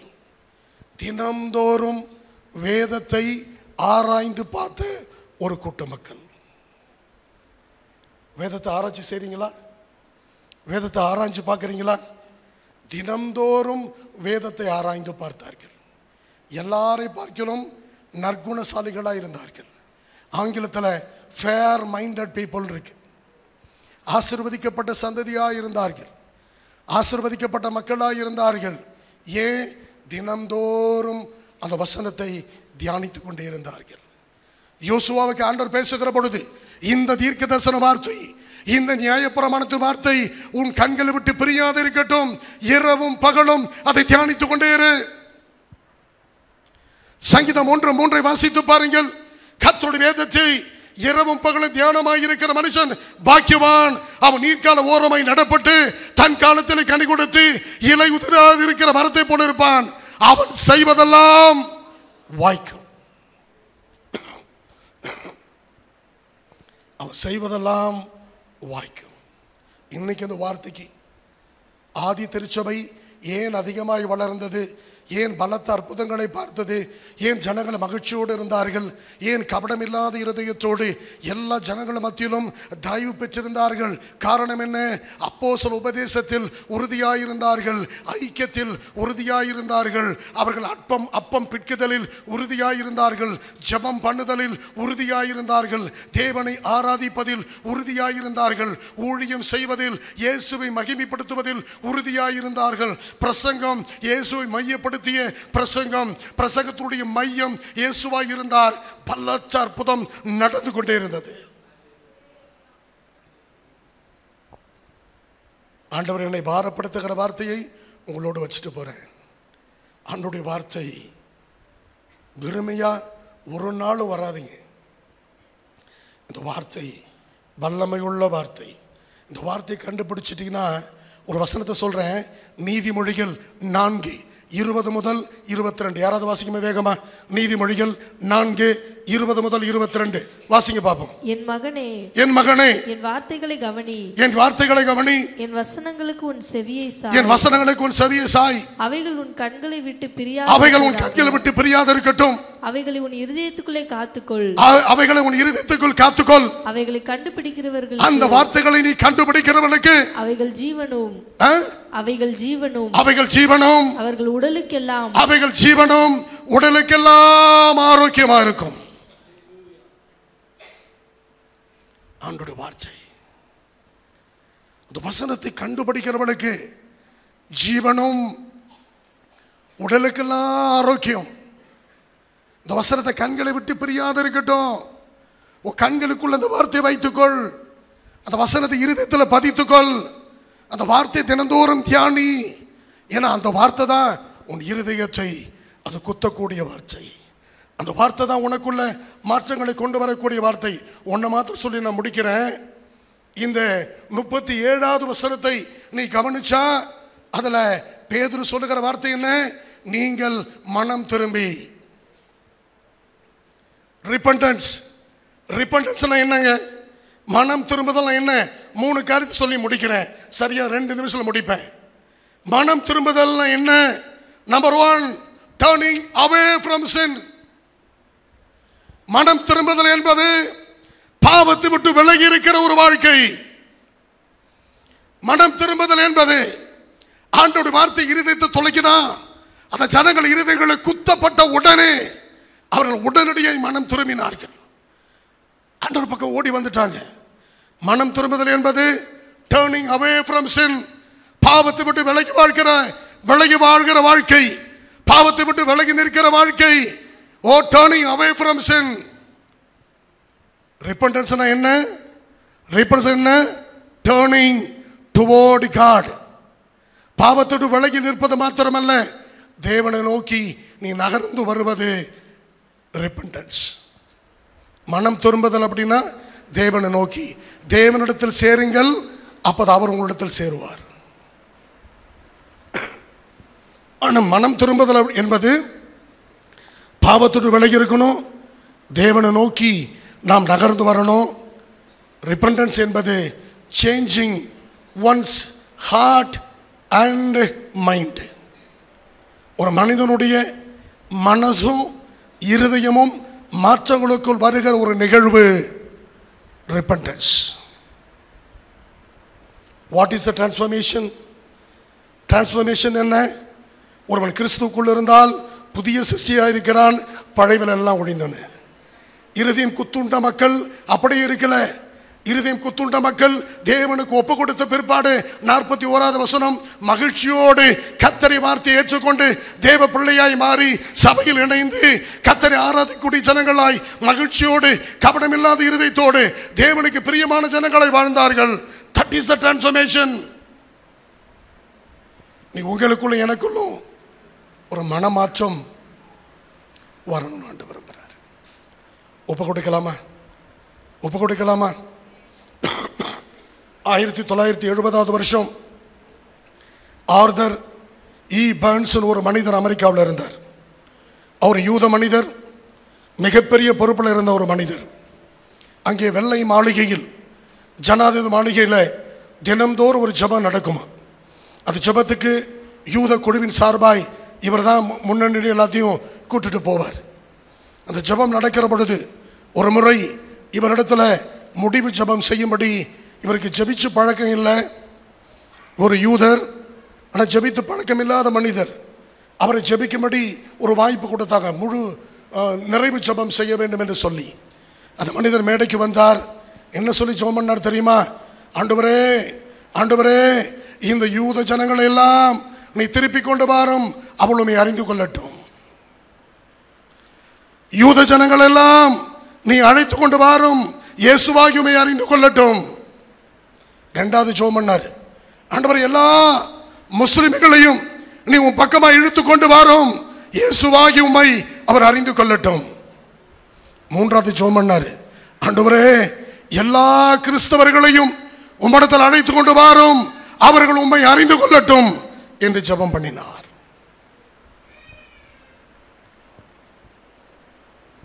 ஈவன் கிறிஸ்டியன்ஸ் ஆல்சோ, கிறிஸ்தவர்கள் கூட இன்னும் இயேசுவை அறியாதவர்களாய் இன்னைக்கு வாழ்ந்து கொண்டிருக்கிறார்கள்.